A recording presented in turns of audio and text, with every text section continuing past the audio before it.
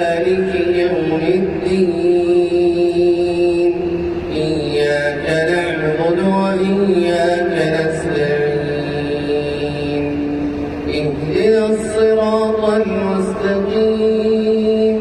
صراط الذين أنعمت عليهم غير المغضوب عليهم ولا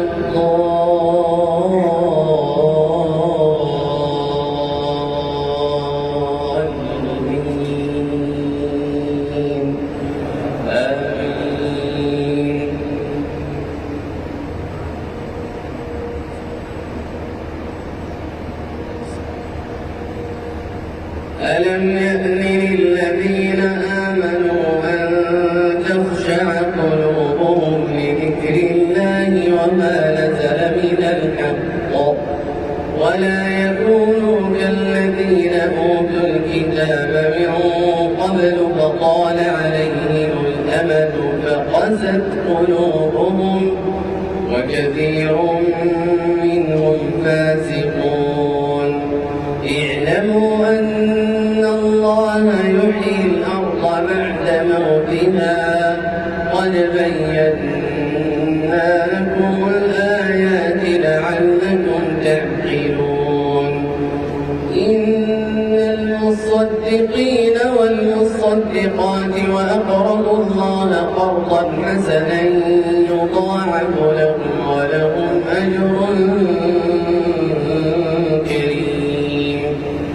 والذين آمنوا بالله ورسله أولئك هم الصديقون والشهداء عند ربهم لهم أجرهم ونورهم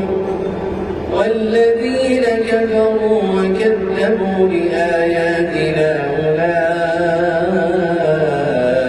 أصحاب الجحيم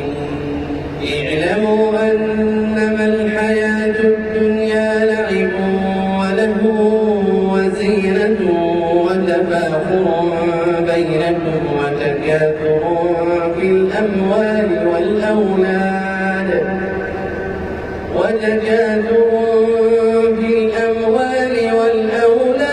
كمثل غيث أعجب الكفار نباته ثم يهيج فتراه مصفرا ثم يكون حطاما وفي الآخرة عذاب شديد ومغفرة من الله ورضوان وما الحياة الدنيا إلا متاع الغرور سابقوا إلى مغفرة من ربكم وجنة عرضها كعرض السماء والأرض سابقوا إلى مغفرة من ربكم وجنة عرضها كعرض السماء والأرض أعدت للذين آمنوا بالله ورسله ذلك فضل الله يؤتيه من يشاء والله ذو الفضل العظيم ما أصاب من مصيبة في الأرض ولا في أنفسكم إلا في كتاب من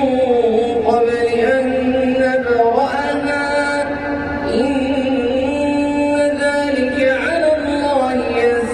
يسير لكي لا تأسوا على ما فاتكم ولا تفرحوا بما آتاكم والله لا يحب كل مختال فخور الذين يبخلون ويأمرون الناس بالبخل ومن يتول فإن الله هو الغني الحميد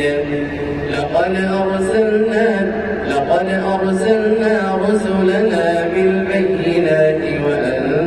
وأنزلنا معهم الكتاب والميزان ليقوم الناس بالقسط وأنزلنا للذين فيه بأس شديد ومنافع للناس وليعلم الله من ينصره ورسله بالغيب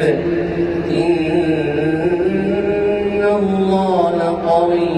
عزيز. ولقد أرسلنا نوحا وإبراهيم وجعلنا في ذريتهما النبوة والكتاب فمنهم مهتد وكثير منهم فاسقون ثم قفينا على آثارهم برسلنا وقفينا بعيسى ابن مريم وآتيناه الإنجيل وجعلنا في قلوب الذين اتبعوه رأفة ورحمة ورهبانية ابتدعوها ما كتبناها عليهم إلا ابتغاء رضوان الله فما رعوها حق رعايتها فآتينا الذين آمنوا منهم أجرهم وكثير منهم فاسقون.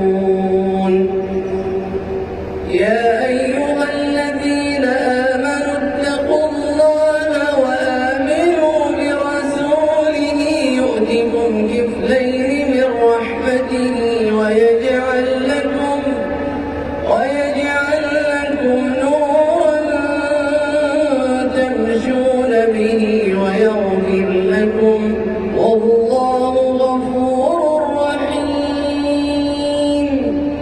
لئلا يعلم أهل الكتاب ألا يقدرون على شيء من فضل الله وأن الفضل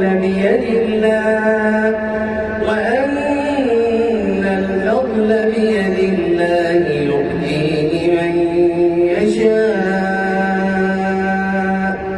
والله ذو الفضل العظيم.